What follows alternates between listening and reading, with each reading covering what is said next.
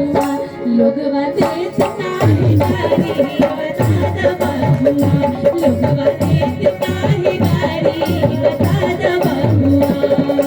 राम जी से पूछे जनकपुर के नारी बता द बबुआ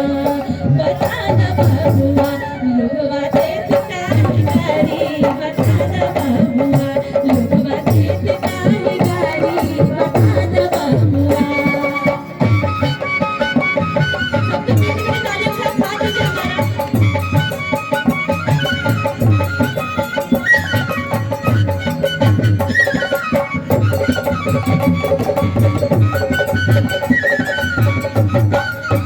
तोहरा से पूछो मैं ओ धनुषधारी तोहरा से पूछो मैं ओ धनुषधारी तोहरा से पूछो मैं ओ धनुषधारी एक भाई गोर काहे एक काहे काली बता बबुआ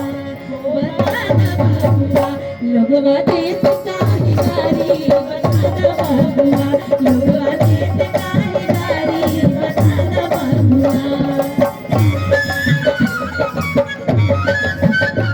या बताओ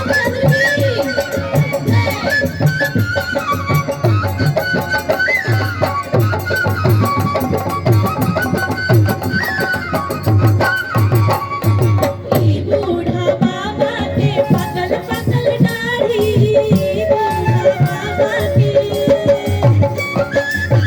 बूढ़ा बाबा के पकल पकल दाढ़ी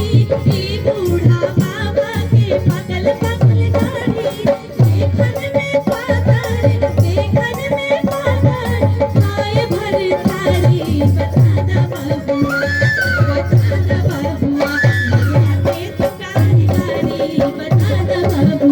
लोगवा देत काहे गारी बता द बबुआ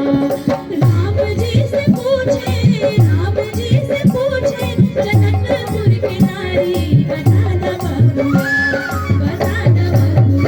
लोगवा देत काहे गारी बता द बबुआ लोगवा देत काहे गारी बता द बबुआ लोगवा देत काहे गारी बता द बबुआ